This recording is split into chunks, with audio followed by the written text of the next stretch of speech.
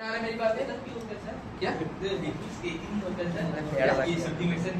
sublimation is a process है sublimation is a process by which a material solid is directly changed to gas except the liquid state में नहीं आता direct heat evolve होता है। ये जो दो मॉलिक्यूल्स के बीच के डिस्टेंस की कहानी बोल रहा ना वो डायरेक्ट लंबा हो जाता है। सॉलिड की एकदम कॉम्पैक्ट होती है, अगर much more amount of heat देते हैं तो वो इस स्टेट में ना आके डायरेक्ट इस स्टेट में आ जाती है, तो लिक्विड स्टेट हो जाती है गैस में चेंज हो जाती है। समझ में आ रहा है क्या? फिर से ध्यान देना। Normal state after temperature, excited state से इवापोरेशन स्टार्ट हो रहा। इवापोरेशन का मतलब होता है कुछ वाटर का लेवल ऊपर से उड़ना, ठीक है, और उसको रोकना है तो ऊपर कुछ ऑब्स्टेकल लगा दोगे तो ड्रॉपलेट्स ऑफ वाटर दिखेगा, जिससे पता चलेगा कि वाटर उड़ रहा है। अब ये 100 डिग्री टेम्परेचर पे लेके चलेगा, इसका मतलब इवापोरेशन का रेट बहुत तेजी से चल रहा है। इसका मतलब जितना भी लिक्विड है बहुत ज्यादा से जंप कर रहा है और ऊपर का जो लेयर है धीरे धीरे उड़ रहा है, इवापोरेशन। अब ये लिक्विड का अमाउंट हो जाएगा कम, लिक्विड का अमाउंट हो जाएगा कम। जैसे ज्यादा हीट देते जाओगे, 100 से ज्यादा देते जाओगे तो लिक्विड हो जाएगा वैनिश, लिक्विड हो जाएगा। अब तुम सोचो गया कहाँ, तो वही वाला बचपन वाला कहानी, बादल बन गया ये वो दिस। लेकिन अगर उसको प्रेशराइज कर देते हैं तो वापस वो लिक्विड बन जाएगा अकॉर्डिंग टू साइन। क्या समझ में आ रही है? स्टेट ऑफ चेंज समझ में आ रही है? ये इक्वेशन समझ में आ रही है? तो ये कहानी से आपका एक क्वेश्चन देगा, वो आप एग्जाम में रख लीजिएगा। Intermolecular space, intermolecular force of attraction पूछेगा ही पूछेगा। कैसे? एक क्वेश्चन से एक देगा, what is the sublimation. What is sublimation का मतलब होता है हम लोग नॉर्मल पढ़ते हैं, सॉलिड से लिक्विड जाता है, लिक्विड से गैस जाता है। अगर लिक्विड स्टेट नहीं हुआ तो उसको सब्लिमेशन बोलते हैं। एग्जांपल भी पूछ सकता है, कैंपर और नेफ्थलीन, इसको छोड़कर कोई एग्जांपल है, और दो तीन है बट नहीं, ठीक है एग्जाम में नहीं आता।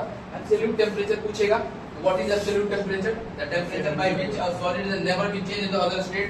जैसे सॉलिड से लिक्विड, लिक्विड से गैस, कुछ और में भी बदल सकता था, प्लाज्मा, गॉस आइंस्टाइन कंडेंसेट, लेकिन ये एक ऐसा टेंपरेचर है जिसमें अब चेंज नहीं होगी, अब स्टेट फाइनल। तो ये पोजीशन है 273.15। क्लियर हुआ? ये 6 क्वेश्चन आपके कंपटीशन पे आ सकते हैं। डेफिनिट शेप क्या है समझ आ गया कि डेफिनिट शेप किस लिए है? किस लिए है जी definite shape? Sir molecules growth pattern, हां molecules fraction, intermolecular force fraction, intermolecular space के कारण डेफिनिट शेप होता है। अच्छा बताओ, सॉलिड में इंटरमॉलिक्यूलर स्पेस क्या बहुत ज्यादा होता है क्या? नहीं है ना। चलिए जनवरी सेशन, अब देखते हैं हम लोग स्टेट पढ़ेंगे कि आखिर चेंज क्या है। इस चैप्टर पे बहुत ही खूबसूरत पर ध्यान दीजिएगा, क्योंकि अब जो ये रैंडमली बता रहे हैं, फिर से कोई चैप्टर स्टार्ट करेंगे तो तुमको समझ में आएगा। चेंज होता है, इसको बोलते हैं लेंथ। क्या बोलते हैं? एक होता है एरिया, एरिया का मतलब फॉर्मूला क्या होता है? एक होता है वॉल्यूम, क्या बोले? यही होता है ना, मेंसुरेशन पढ़ा है sir. Who the father mensuration, geometry नाम सुना होगा? फादर ऑफ ज्योमेट्री कौन थे? यूक्लिड। कौन थे? यूक्लिड। ये एक लेंथ है, ठीक है। जाहिर सी बात है, इसको टेम्परेचर देंगे तो इसका लेंथ में एक्सपेंशन होगी, तो चैप्टर का नाम स्टार्ट हुआ एक्सपेंशन। ये हीट से ही रिलेशन है, इसका नाम हुआ एक्सपेंशन। का मतलब होता है फैलाव, बड़ा होना। तो पहले ये लेंथ L थी, यहाँ से लेके यहाँ तक। इसको हीट देने से लेंथ इतनी चेंज हो गई, बढ़ गई, जिसको हम लोग कहते हैं del L, del and delta, ये लैंग्वेज ग्रीक का है, हम लोग ग्रीक भी पढ़ेंगे। डेल एल, तो ये है इंक्रीज इन लेंथ। क्या है? Increase in length. तो व्हाट पर इंक्रीज इन लेंथ कैसे हुआ? जरूर इसको हमने टेम्परेचर ज्यादा दिए, जैसे ये लिक्विड सॉलिड है, इसको क्या मतलब अपने से लंबा कैसे होगी? तो नहीं, कैसे? और यहीं से कॉन्सेप्ट स्टार्ट होते एक और, कि कैसे हीट प्रोपगेट करती है, हीट कैसे मतलब चलती कैसे है, तब समझ में आएगा धीरे धीरे। तो उसके बाद तीन इसी में हम सिखाएंगे तुमको, कंडक्शन, क्लियर, आएगा कन्वेक्शन और आएगा रेडिएशन, ठीक है। Conduction means conduct, conduction means conduct means contact, contact मतलब एक दूसरे के टच में। दैट मीन्स ये एक सॉलिड है, इसको हम आयरन रॉड बोल सकते हैं, ठीक है। इसको जैसे टेम्परेचर देंगे, पहले सीख लेते इसपेंशन, उसके बाद थोड़ा सा इसके बारे में बताएंगे तो तुमको समझ में आ जाएगा। ये है एक सॉलिड स्पेस, यहाँ लेंथ सिर्फ इंक्रीज हो रहा है। क्या इंक्रीज हो रहा है? इसको बोलते हैं expansion of length, extension of length, clear. और इसमें लेंथ और ब्रेथ दोनों एक्सपेंशन हो रहा है, तो इसको बोलते हैं एक्सपेंशन ऑफ एरिया, इसी का नाम एग्जाम्पल में लिखा रहता है सुपरफिशियल एक्सपेंशन। सुपरफिशियल कभी कभी एग्जाम में एरिया लिखा रहता है, कभी कभी एग्जाम में सुपरफिशियल लिखा रहता है, ठीक है। और यहाँ लिखा रहेगा वॉल्यूम एक्सपेंशन या एक्सपेंशन ऑफ वॉल्यूम, इसका नाम लिखा रहता है क्यूबिकल एक्सपेंशन। क्या बोले? तो एक्सपेंशन ऑफ वॉल्यूम का एक और नाम है cubical expansion, expansion of area का एक और नाम है सुपरफिशियल एक्सपेंशन, और लेंथ का सिर्फ नॉर्मल लेंथ ही है, क्योंकि इसमें कोई अलग नाम नहीं। तीनों ध्यान से देखिएगा कि यहाँ लिखा है the superficial expansion of a solid, means एक बॉडी है सॉलिड, इसको हम लोग हिट दिए और इसके लेंथ में भी बढ़ोतरी हो गई और ब्रेथ में भी बढ़ोतरी हो गई। क्यों नहीं हो सकती? क्यों नहीं हो सकती भाई? लेंथ ऐसा जरूरी है, एक्सपेंशन होने वाला। एक बॉल है, मान लो बहुत ज्यादा गर्म करते हो, वो चारों तरफ से तो फैल सकता है, दैट मींस वो वॉल्यूम एक्सपेंड कर रहा है। और एक एरिया है जिसको यहाँ से भी एक्सपेंड हो रहा है, यहाँ से भी एक्सपेंड हो रहा है, हो सकता है यहाँ से, तो दैट मींस सुपरफिशियल एक्सपेंशन। और एक ऐसी मटेरियल जिसको गर्म करते हो सिर्फ लंबी हो रही है, दैट मींस, बट हाँ पटरी हो सकती है, बिल्कुल। तो समझदार है। तो लेंथ का एक और याद है लीनियर एक्सपेंशन भी बोलते हैं। क्या बोलते हैं? तो linear expansion that means length expansion. कितना एक्सपेंशन हुआ? डेल एल, यही ज्यादा हुआ। पहले से कितना था? एल। तो अगर हम बोलेंगे कि लीनियर एक्सपेंशन क्या है, तो बोलेंगे change in length bye original length, change in length bye original length. इसको हम लोग डिनोट करते हैं अल्फा से। इससे इसको किससे करते हैं? इसको करते हैं गामा। तो लिखेंगे alpha ratio beta ratio gamma equals to 1 ratio 2 ratio 3। ये याद रखिएगा, ये एग्जाम में पूछेगा।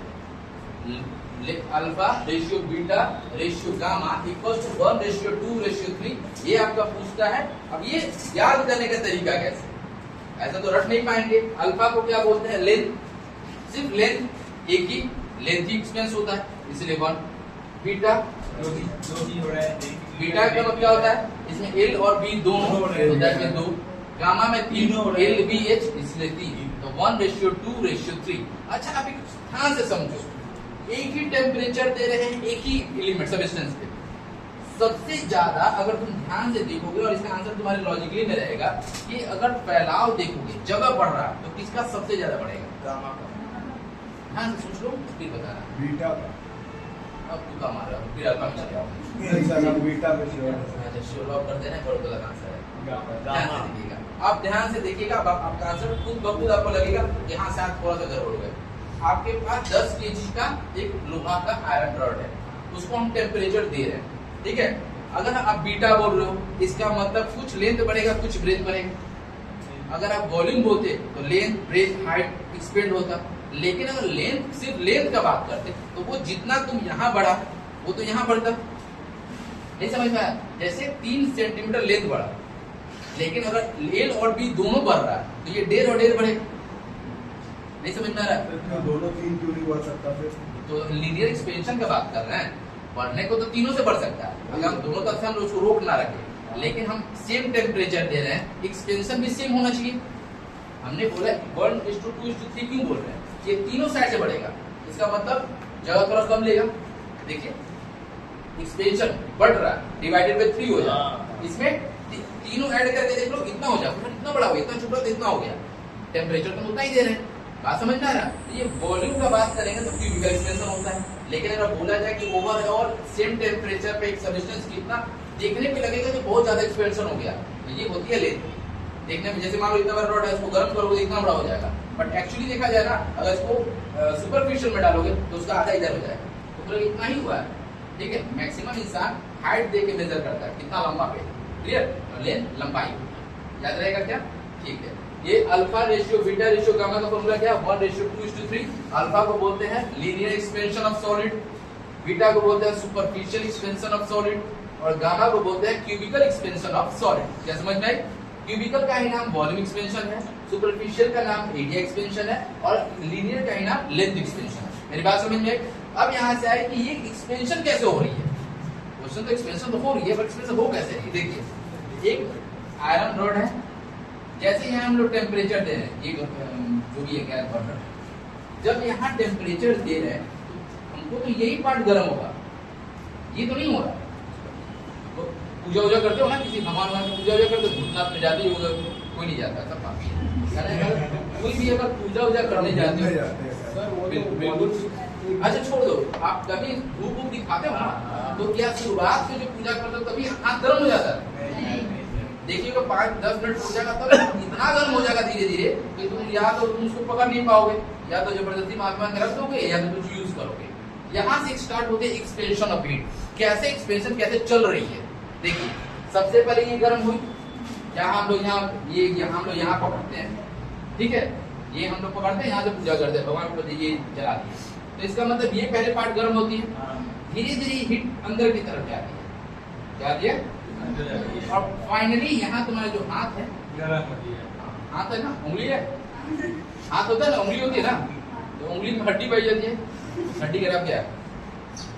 पैलेंजर 45 होती है, याद है, थोड़ा सा बात लगी, ठीक है। तो ये हीट कैसे है ट्रांसलेट पीछे हो रही है, इसका मतलब जहाँ हीट ज्यादा है वहां से कम हीट की तरफ जा रही है, जहाँ ज्यादा हीट है वहां से धीरे धीरे जहाँ कम हीट है उसकी तरफ फॉलो कर रही है।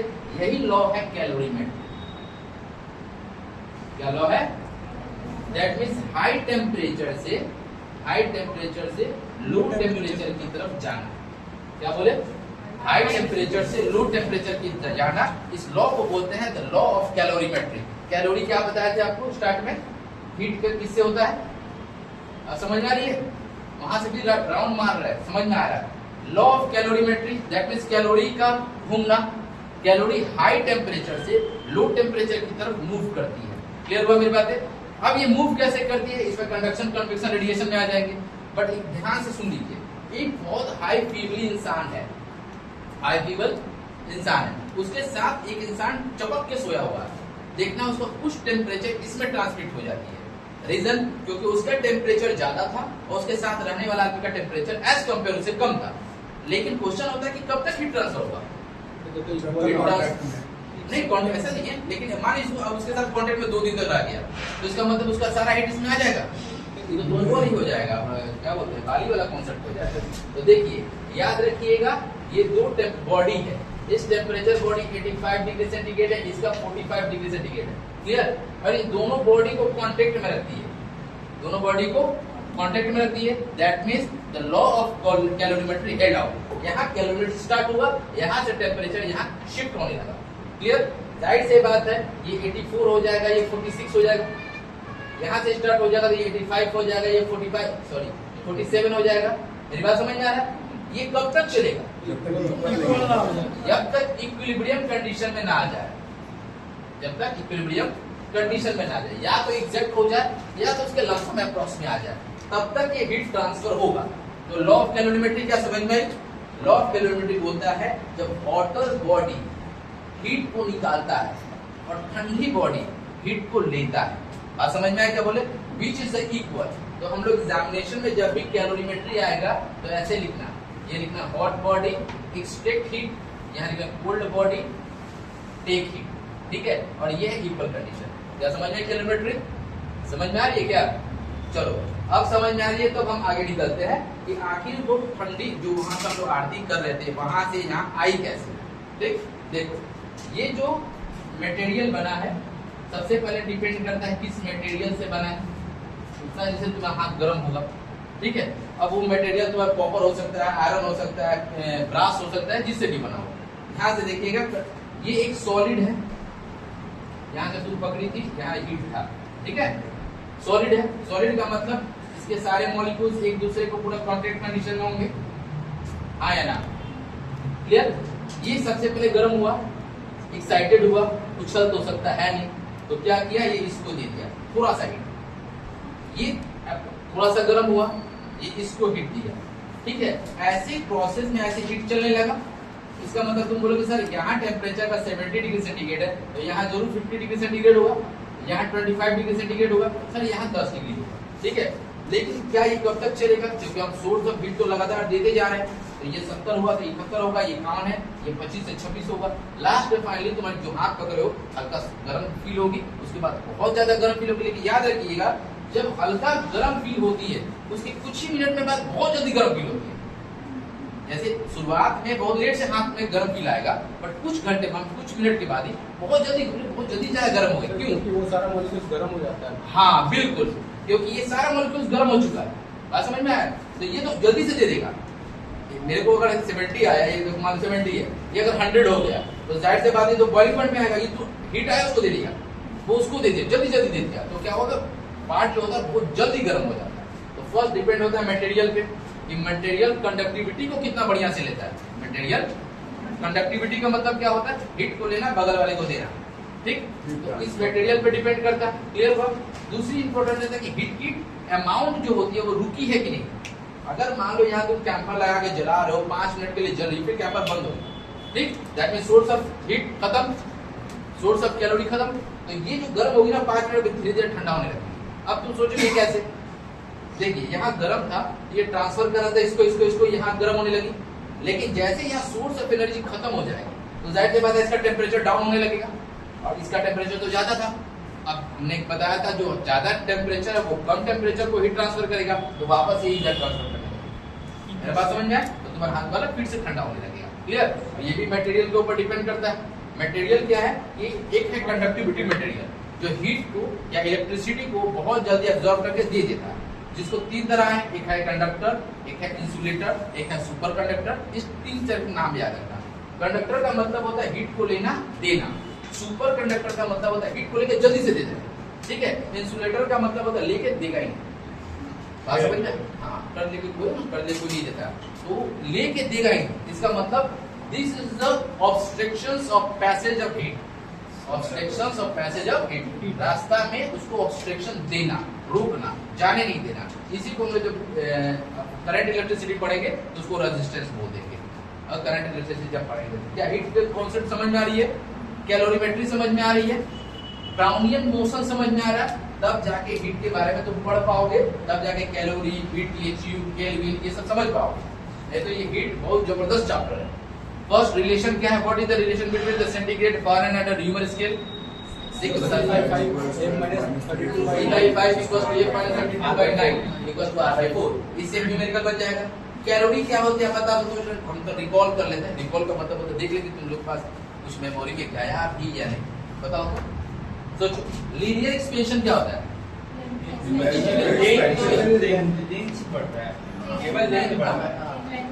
Change in length after the receiving of heat, heat लेंगे expansion of length after heat लेने के बाद एक्सपेंशन होता है। अब बता दो क्यूबिकल एक्सपेंशन क्या होता है। क्यूबिकल एक्सपेंशन को किससे डिनोट करते हैं, गामा से। याद रखना गामा रेज नहीं पढ़ाया है रेडियोएक्टिविटी में, तो वहां घुस जाना सर गामा रेज का पढ़ाया है, गामा रेज का पेनिट्रेशन पावर बहुत ज्यादा होता है, लेकिन केमिस्ट्री फिजिक्स में थोड़ा सा दोस्ती है इसलिए अलग, ठीक है। और बीटा को क्या बोलते हैं, superficial. What is the relation between alpha, beta and gamma, what is the relation between the 3 expansion of the solid, alpha beta gamma. What is the relation between 3 expansion of the solid, यही तो बात है। बस exam में थोड़ा कुछ घुमा देगा, तुम लोग अल्फा बीटा गामा याद कर गए थे 1 2 3, और वहां लिखा 3 एक्सपेंशन ऑफ द सॉलिड, एक ही बात है, ठीक है। समझ लेना कि सॉलिड में एक्सपेंशन समझना है क्या, हाँ या ना। चलो तो कैलोरीमेट्री तुमको थोड़ी थोड़ी समझ में आने लगी, ठीक। अब कुछ लिखने वाला याद करो जिससे तुमको याद हो जाए। कुछ रखे हुए थे, देखिए देखिए स्केल, उसको याद करो। स्केल लिखो फर्स्ट हेडिंग, उसके नीचे लिखते जाना Celsius, Fahrenheit, rumours, kelvin, ranking. बता धीरे-धीरे स्केल लिख लिए क्या, उसके नीचे लिखे सेल्सियस, जिसको सेंटीग्रेड भी बोलते हैं अभी के लैंग्वेज में। सेल्सियस लिख लिए क्या, लंबा से लिखना। सेल्सियस के नीचे लिखो फ़ारेनहाइट, लिखने का फ़ारेनहाइट होता है लेकिन फ़ारेनहाइट लिखना, ठीक है। लिख लिए क्या, उसके नीचे लिखो र्यूमर, REAMUR, उसके नीचे लिखा केल्विन, उसके नीचे और रैंकिंग, RANKIN। ये शायद नाम नहीं सुनोगे, अगर सुने हो तो वेरी गुड, नाम सुने।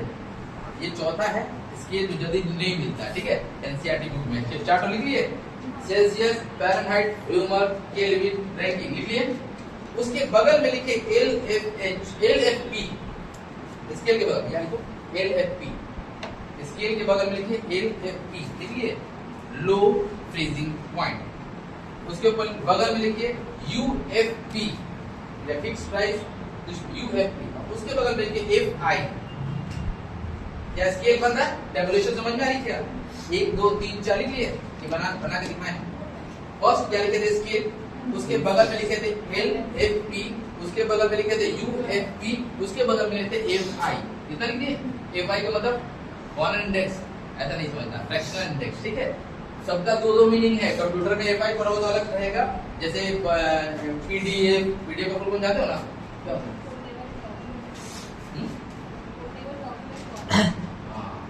फॉर्मेट है कि फाइल है? फॉर्मेट। फाइल जब पोर्टेबल बोल दिए हम इधर से उधर लेके जा सकते हैं, डॉक्यूमेंट बोल सकते हो, तो फाइल भी ले सकते हैं। ये दोनों चीज याद रखिएगा, दोनों एक ही चीज होता है, ठीक है। तो अगर ऑप्शन में देगा तो ये मतलब कि फाइल अब याद करके आए थे सर, फॉर्मेट दे दिया। फॉर्मेट का मतलब होता है कि थंब में लिखना, फाइल का मतलब होता है उसको उठा के लेके जाना, पोर्टेबल का मतलब होता है ले जाना, ठीक है। कंप्यूटर पोर्टेबल डिवाइस है कि नहीं? कंप्यूटर पोर्टेबल डिवाइस नहीं है? तो क्या है? लैपटॉप है। तो लैपटॉप तो कंप्यूटर है। वो है कंप्यूटर तो पूरा सेट है ना।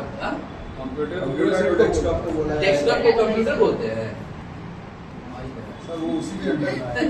ऐसा नहीं होता। कंप्यूटर का एक्चुअली मतलब होता है कंप्यूट करना, गणना करना, जोड़ना, कुछ भी कर सकता है। मोबाइल भी तो कंप्यूट करता है, ठीक है। लेकिन जब भी आपको कंप्यूटर वर्ड दे दिया तो डेस्कटॉप ही आता है। डेस्कटॉप का मतलब होता है डेस्क पे रखने वाला, टॉप पोजीशन पे, ठीक है। वही हम बोल रहे हैं। तो ये सब बहुत सारा कंफ्यूजन कंप्यूटर में पूछता है, ठीक है। कि डेस्कटॉप इज पोर्टेबल डिवाइस और नॉट। अब तुम सोच रहे डेस्कटॉप तो लैपटॉप में भी होता है ना, लेकिन जरूरी नहीं है कि लैपटॉप ऊपर ही रखो, अपने थाई पे भी रख सकते हो, ठीक है। और 3-4 क्वेश्चन ऐसा आएगा फिजिक्स में जो हम आपको बहुत ज्यादा कंफ्यूज करेंगे, ठीक है। अब उसके बाद जब सेट पेपर दिखाएंगे तो सेट पेपर भी ऐसे ही लिखा रहता है, ठीक है। जैसे सबसे हार्ड क्वेश्चन आपको बताया था 2 + 2 डिवाइडेड बाय 2, ये आप पूछा था रेलवे में। 2 + 2 डिवाइडेड बाय 2, क्लियर, बिल्कुल सही। 3 2 + 2 डिवाइडेड बाय 2 3 ही होता है। बट बहुत तेज तरह का आदमी होता है ना, स्टार्ट कर देता है क्योंकि रूल तोड़ देता है, ठीक है। बदमाश है कि बदमाश है, जो भी है, सर DO से आता है तो बदमाश हम कैसे? तो बदमाश ही बनाते हैं। ओ का मतलब जानते हो क्या होता है? ऑफ मल्टीप्लिकेशन जो इसमें बेसिकली ओ का मतलब मल्टीप्लिकेशन होता है। उसका साइन मल्टीप्लिकेशन वाला ही हो जाएगा ना। स्लाइटली कम जानते हो। ऑफ का मतलब होता है ब्रैकेट के बगल वाला, उसका कोई साइन नहीं होता, उसको मल्टीप्लाई एज्यूम किया जाता है। वही मैं एम क्यों करते हम? वही तो मैं बोल रहा हूँ, उसका साइन तो मल्टीप्लिकेशन वाला यूज किया जाता है। नहीं, अगर कोई बोले ना तो गलत हो जाओगे। ऑफ लिखा रहता है, मल्टीप्लिकेशन का एम रहता है, तो पहले एम होता है। देखो बीच ब्रैकेट की ओ, तो मल्टीप्लिकेशन पहले क्यों नहीं करते? ब्रैकेट जब खत्म होता है तब उसकी काम आती है, ठीक है। थोड़ा सा ध्यान देना, माइन्यूट पार्टिकल्स है, देखना, ठीक है भाई, तुम ही जीत गए, ठीक है। तो LFP सेल्सियस के आगे लिखो 0 डिग्री सेंटीग्रेड, UFP उसके आगे लिखो FI, गूगल से खोज लेना, अपर फिक्स पॉइंट, ठीक है। कुछ तो मेहनत करो, अपर फिक्स पॉइंट होता है, ठीक है। अब LFP मत बोलना, लोअर फिक्स पॉइंट होगा, ठीक है। FI का मतलब होता है point fractionation of the distance, जो थोड़ा सा मेहनत करो तुम लोग भी। तो LFP का फॉर्म है 0 डिग्री सेंटीग्रेड, UFP का है 100 डिग्री सेंटीग्रेड और FI है 100। क्या समझ में आ रही है? इसके बाद तुमको ये चीज हमें पढ़ानी नहीं पड़ेगी, अगर ये समझ जाओगे तो। लिखिए 100 में आई, लिखो 32 degree F, 212 degree F, 212 degree F, और FI में लिखो 180। नहीं समझ में आ रही है क्या आपको? देख लीजिएगा, इनसे देखिए, सही करिए, उनको देखिएगा, कुछ भी ऐसा नहीं है, हिचकिचाना नहीं है, ठीक है। यहाँ सब सीखने ही आए हो। FI में क्या? माइनस कर दे, FI माइनस कर दे, माइनस आता है ना, माइनस कर दे, ठीक है। रिमेंबर में देखो 0 डिग्री R, UFP में देखो 80 डिग्री R, तो FI क्या होगा? बिल्कुल समझदार हो। नेक्स्ट केल्विन 273 K, UFP में होगा 373 K, तो बताइए FI में क्या होगा? बिल्कुल सही। अब तुम ये फॉर्मूला सीखने लायक हो चुके हो। आगे देखते हो जो रैंकिंग का बता रहे 492 RN, ये कहीं बुक में नहीं मिलेगा, फिर भी देख लो, बाई चांस एग्जाम में दे दिया तो रूप में तो नहीं आओगे। रैंकिंग को लिखो LFP 492 RN, UFP 972 RN, तो FI क्या होगा आप निकाल लेना, ठीक है। 480 बिल्कुल 480 जो भी है, हाँ क्या बोल, फिर से बोलिए। कैलोरी LFP सेंटीग्रेड का बोले, फर्स्ट 0 सेकंड 100 और डिफरेंसेस होगा 100। F500, ठीक है। कंफ्यूजन हो रहा है क्या? कंप्लीट कर लीजिएगा, ठीक है, गलत ना होना। हाँ? माइनस भी हम इसे पूछेगा, ठीक है। अब देखो, अब जो लिखवाना चाहते हैं तब तुम लोगों को समझ में आएगी। अब लिखो C/100, relation between the three, relation लिखवाना चाहते हैं जो हम तुमको रटते आओ ना बचपन से, वो C/5 = F - 32/9 = 12/4, रटना नहीं है, अब समझना है कि ये कैसे आया और क्यों आया। लिखिए C - 0 डिवाइडेड बाई 100, बिल्कुल, equal to F - 32 divided by 212 - 32 equals to R - 0, समझ में आ रही सबको, डिवाइडेड बाई 80 - 0। क्या ये पार्ट समझ में आ रही किसी को? आगे देखिए, हम बता रहे हैं, ये पार्ट समझ में आ गई तो समझो कि तुम लोग को समझ में आने लगी। जैसे ये है, आपने क्या लिखा था, C - 0 डिवाइडेड बाई 100 लिखा था, ये ऐसे होगा, क्लियर। ये जो था हमने लिखा था F - 32, यहाँ लिखा था 212 माइनस कितना 2। अब हमने आपको चीज देखा था, UFP LP सिखा रहे थे, इसमें बताओ तो फॉरेनहाइट वाले स्केल में ये क्या है, ये है, और ये क्या है, और ये क्या है, या इसको तुम डायरेक्ट ये इन दोनों का माइनस 180 नहीं लिख सकते थे? That means UFP - LFP equals to लिख सकते थे। सेम चीज यहाँ लिखे हैं, यहाँ सेम चीज लिखे थे। अब यही से कॉन्सेप्ट आती है कि फॉर्मूला रटेंगे नहीं, कैसे आया। देखो ये वाली, ये बात समझ में आ रही है ना सबको? जबरदस्ती मत सीख लेना, हाँ सर आप बोल मत देना, ठीक है, ये क्लियर हुआ। अब हम इसको C/100 लिख सकते हैं क्या? इसको F - 32/180 लिख सकते हैं क्या? सेम यहाँ R/ यहाँ कितना होगा, R लिखा था 80 लिखे थे ना, तो यहाँ 80 होगा, क्लियर हुआ। अब देखिए इसके एक 0 से ये 0 काट दिए क्या, 2 5 जा, ठीक है, तो क्या है, ये आया क्या?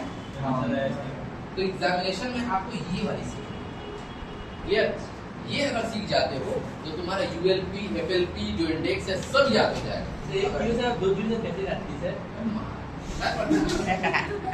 मैथ क्या होता है, मैथ नहीं पढ़ाएंगे, मैथ पढ़ा लेते हैं, फिर भी मैथ देख लो। मैथ का मतलब होता है जब इक्वल साइन दिया हुआ, दोनों नीचे, अगर ये 5 भी इक्वल आता ना और एक ही टेबल में पांचों कट जाता तो पांचों काट सकते, ठीक है। और तो वैसे नहीं करना तो फिर स्लाइड देखा एक ही बात करेगा। क्या समझ में आई? ये पार्ट समझ में आ रही है क्या? आया ना? लिखना छोड़ दे पहले पढ़ना सीख ले। नहीं, हम ज्यादा मोटी लिखते हैं, अब दिख रहा है क्या ध्यान से?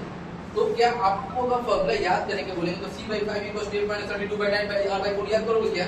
बिल्कुल है, C - 0 divided by 100 - 0 equals to F - 32 divided by 212 - 32, not 180, 212 minus. इससे क्या होता है कि कभी भी बोलेगा कि what is UFP value of the Fahrenheit, और डायरेक्ट 212 मान सकते हो, what is FI of the Fahrenheit, अब मान 180 कर दोगे। क्या समझ में आ रही है? अब इसके बाद हमसे न्यूमरिकल पढ़ा है, आगे अगर रैंकिंग में जाओगे तो रैंकिंग नहीं दे सकता, 492 वाला जो बोले आपको चारों स्केल दे दिए। क्या समझ में आ रही है? अब कुछ क्वेश्चंस है, ध्यान से देखिए। एब्सोल्यूट टेंपरेचर बोले थे ना 273.15, ठीक है। अब लिखिए 1 BTHU, 3 स्केल होता है BTHU, British thermal unit. BTH एक में लिखिएगा मैम .U, तो ब्रिटिश थर्मल यूनिट है। इसका वैल्यू होता है 252 कैलोरी। कितना होता है? 252 कैलोरी। लिखिए क्या, जो एग्जाम में आता है वही हम बता रहे हैं।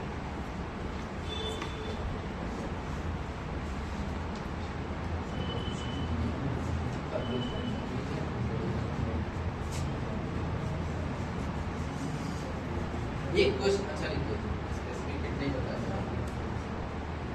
एक स्पेसिफिक हिट के बारे में हल्का सा बता देंगे जिससे तुम लोगों को थोड़ा कॉन्सेप्ट समझ में आएगा।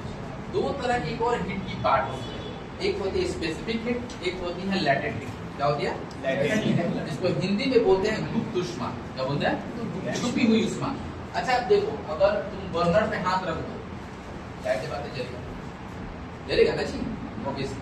लेकिन अगर रोटी बनाते हुए लेडीज से पूछो कि अगर उसका फूला हुआ चीज फट जाता है तो उसकी जो माने जो पेपर निकलती है उससे जलना और बर्नर के नॉर्मल से जलना दोनों में फर्क आता है। किससे ज्यादा जलता है? जो बनाता है उसको समझ में आता है पेपर से। अब तुम सोचोगे कि वो रोटी के पुलिदा में क्या ऐसा चीज है जो टेम्परेचर को बढ़ा दिया, क्योंकि हम तो बर्नर 100 डिग्री सेंटीग्रेड बढ़ा रहे हैं और जो रोटी का से निकल रहा है वो 112 डिग्री 112 जो भी है 100 से ज्यादा होगा। ठीक है, तो कुछ ना कुछ ऐसी एनर्जी है जो टेम्परेचर को इनहेंस कर रहा है, इंक्रीज कर रहा है। क्लियर? यहाँ देखिएगा और ध्यान से समझिएगा। अब रोटी बनाना तुमको सिखाएंगे नहीं, बहुत मास्टरपीस हो, क्योंकि आटा में तुम लोग पानी डालते हो, आटा सॉलिड होता है, सॉलिड के अंदर पानी डाल दिया, इसको सब्लिमेट करते हैं, उसके बाद जब रोटी बनाते हीट देते हो तो याद रखिएगा एक व्हाइट बोर्ड जो हीट देता है बाहर की तरफ होता है, अंदर वो फूलने का मतलब होता है अंदर एक स्पेसिफिक हीट, लैटेंट हीट है जो उसको अब तुम बता दें गर्म हवा हल्की होती है ऊपर की तरफ भागेगी ना, और गर्म हवा कब होगी? जब इसमें लिक्विड होगा। तो जाहिर से बात है आटा में तो पानी मिला ही होगी, उसमें लिक्विड होगा ही, नीचे से हीट दे लो, लिक्विड का इवापोरेट हो रहा, इवापोरेट हुआ गर्म हो गई, उठना चाहती है, ऊपर से तुम लगा दिए रोटी का नया परत, क्योंकि फर्स्ट राउंड मारते हो उसके बाद सेकंड पलट देते हो, तुम एक्सपीरियंस से तुमको बता दे रहे हैं, पलट देते हो, इसका मतलब पहला कोट खत्म कर दिए, उसका इवापोरेट कर दिए थे, सेकंड प्लॉट किए और जब वो इवापोरेट होने लगा तो ऊपर से वो प्लॉट है तो वो अंदर से हीट निकलना चाहती है, वो ऊपर के लेयर को ऊपर की तरह कि हमको निकलना है जिससे वो फूल जाते हैं और तुमको लगता है रोटी पक। एक्चुअली अंदर का वाटर मॉलिक्यूल निकल जाता है, वाटर मॉलिक्यूल। अब उसमें कुछ होशियार बच्चे उसमें छेद कर देते, तो उसमें क्या होता है जो इवापोरेशन का रेट है वो एक ही पॉइंट से निकलेगा, इसका मतलब वो जो है वो गर्म पानी से भी ज्यादा गर्म होगा क्योंकि उसमें एक्सटर्नल हीट है, एक्सटर्नल इंटरनल हीट है जिसको लैटेंट हीट बोलते हैं। तो लैटेंट हीट का जो वैल्यू होता है वो नॉर्मल हीट टेम्परेचर जो सप्लाई हीट होता है उससे ज्यादा होता है। क्लियर हुआ? तो आप कोई क्वेश्चन पूछेगा कि गर्म पानी जहाँ जलेगा या रोटी बनाते हो तो आप बोल सकते हो उससे ज्यादा जलता है, जो उसका लैटेंट हीट। हमारी मम्मी भी पूछेगी you have an answer, I have a latent heat, I supply latent heat due to the cause of making of a bread, so that by evaporation process is carried out as the gas। ठीक है, इतना समझ लेना। ठीक है, समझ में आया क्या? लैटेंट हीट थोड़ा सा जल्दी बोला, थोड़ा धीरे और बोल देंगे। क्या लैटेंट हीट की कंसेप्ट समझ में आ रही है? एक ऐसी हीट जो छुपी हुई है नॉर्मल टेम्परेचर से उस टेम्परेचर को बढ़ा देती है। क्लियर हो मेरी बात है? कभी कभी एक होता है ना बॉडी में फीवर है बट समझ में नहीं आ रहा, ऊपर से समझ में नहीं आया क्योंकि एक्सटर्नल वैल्यू नहीं समझ में आ रही बट अंदर से है, तो उसको बोलते हैं लैटेंट हीट। बोलिए क्या? जब नहाने जाओगे तो फील होता है। हाँ, क्योंकि इवापोरेट हो रहा है। नहीं हाँ, जाहिर सी बात ऐसा लगेगा कि कुछ ज्यादा ही ठंडा लग रहा है, इसका मतलब इवेपोरेशन हो रहा है। कभी भी अगर कोई भी गर्म तवा हुआ हो, जला हुआ, उसमें पानी डाल के देख लो, तो इवेपोरेशन का लैटेंट हीट का कॉन्सेप्ट उसी समय समझ में आएगी। कितना दिन से बना रहे थे बट अब समझ में आएगी कि अब हीट चैप्टर पढ़ गया है। क्या पढ़ गया है? कैलोरीमेट्री समझ में आई क्या? LHP, UFP, FI समझ में आई क्या? कोशिश करना कि हम जितना यहाँ पढ़ा देना तो लास्ट में सिर्फ बुक खोलो तो तुमको समझ में आना चाहिए और जाके घर पे फिर एक बार सिर्फ पढ़ लो तो सेकंड टाइम सिर्फ क्वेश्चन ही रहे पूछने के लिए, समझने के लिए। क्या समझ आई? कंडक्शन, कन्वेक्शन, रेडिएशन की तरफ पूछते हैं। That means propagation of heat, that is flowing of heat, that is way of the heat moving.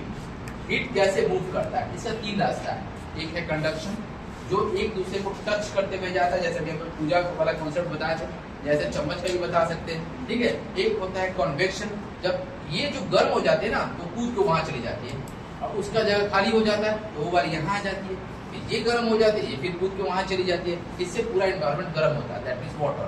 ठीक है, और एक चीज होती है जो डायरेक्ट ही गर्म होती है, ऑल पार्टिकल्स गर्म होगा, दैट मींस गैस। अगर हम एक क्वेश्चन पूछते कि हमारी अर्थ गर्म तो होती है ना, ये किस प्रोसेस से गर्म होती है? कंडक्शन से होती है, कन्वेक्शन से होती है या रेडिएशन से होती है? कैसे? रेडिएशन से कैसे होती है? रेडिएशन है क्या? कॉन्सेप्ट ही नहीं मालूम, आप बोलते हैं रेडिएशन से होती है क्योंकि आंसर तो रट गया है।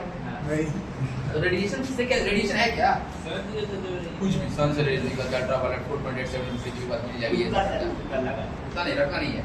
देखिए, रेडिएशन का एग्जैक्टली मतलब होता है किसी चीज से रेडिएट होना, निकलना। जैसे हम रेडियोएक्टिविटी पढ़ाए थे कि एक मटेरियल है जिसमें से हीट निकलना, एक गर्म हो चुकी है, गर्म होकर जब तुम छोड़ दिए हो, बाहर का टेम्परेचर कम है और इसका टेम्परेचर ज्यादा है, due to because heat transfer होगा, इसका मतलब अंदर से हीट निकल रहा है, इसका मतलब ये ठंडा हो रहा है धीरे धीरे। ये बात समझ में आई क्या? कभी देख लेना, कभी गर्म चाय के दुकान में ठंडा के केस में गर्मी में तो शायद जल्दी ना दिखे, ठंडा केस में जब चाय वाला जो बनाता है ना उसको बगल में खड़े होकर देखोगे तो एक बीप वेव्स दिखता है। इसका मतलब होता है बाहर का टेम्परेचर ठंडा है और अंदर का टेम्परेचर गर्म है। इसका मतलब क्या होता है कि टेम्परेचर मूव कर रहा है।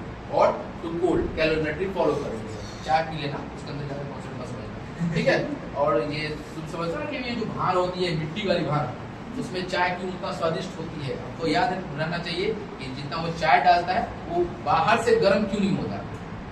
कागज वाला में देखना बहुत जल्दी गर्म हो जाता है, बट वाटर केमिकल में देख लो ध्यान से, उसमें बहुत सारे होल्स होते हैं जो दिखते नहीं है पॉट में, उसमें वाटर मॉलिक्यूल्स होती है। सिर्फ सारी कॉन्सेप्ट हीट की है, ठीक है। और उसमें जब डालता है तो चाय वाला भी जो भी है, वो जो ब्लॉक है वो ब्लॉक बंद हो जाता है, ठीक है। और हीट ट्रांसफर करने का मीडियम जो होती है वो ब्लॉक टूट जाती है, जिसको ट्रांसफर नहीं हो। भाई कागज वागज अगर ले लेते हो तो उसमें तो पहले ही से ब्लॉक है, वो डायरेक्ट हीट बाहर से ट्रांसफर कर लेता है ड्यू टू कंडक्शन। क्लियर हुआ? मेरी बातें समझ में आ रही है क्या? नहीं समझ में आई मत पूछा, ठीक है। क्या क्या होती है चाय में? क्या होती है? कैफीन होती है कि रेनिन होती है? कैफीन। ठीक है, पढ़ा कर बढ़िया से। कैफीन होती है तो कॉफी में क्या होती है? में होती है सर। कैफीन एक तरह से नशीली पदार्थ होती है, ठीक है। टैनिन होती है चाय में। टैनिन भी होती है, पता नहीं, एक बार सर्च करना चाहिए। पढ़े हैं सर, अभी बोल रहे हो। हो सकता है कुछ गलत ही पढ़ ले, ऐसा सुन ले तो सही पढ़ ले। सर अब वो पढ़ाने वाला गलत पढ़ाएगा, इसमें मेरा क्या गलत? ये गलत है। तो मेरे ऊपर भी दोष लगा देते सर, यहाँ एक्सप्रेशन क्यों लिखे, यहाँ तो चीनी लेस लिखना चाहिए था। कुछ भी तो ऐसा नहीं होता, स्टूडेंट हो तो तुम सीखने आए ना। क्या सबको हीट समझ में आ रही है क्या? होमवर्क लिखो तो थोड़ा चढ़ा था, चाहे सबको बस तुम है ना।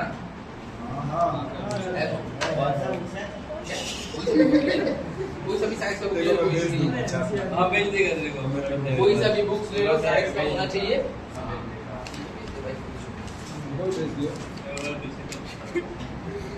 अरे मुझे भी क्वेश्चंस दिख रहे हैं जो आपको लिखना चाहिए एग्जाम में कंप्यूटर दिया जाता है।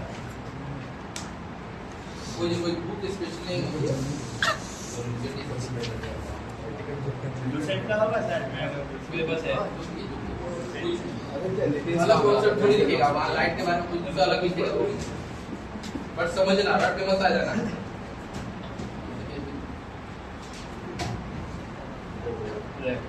ठीक है, छोटा ही पार्ट था। इसके बाद जब इसका एक्सपेंशन का डेरिवेटिव करेंगे तो कंप्लीट हो जाएगा।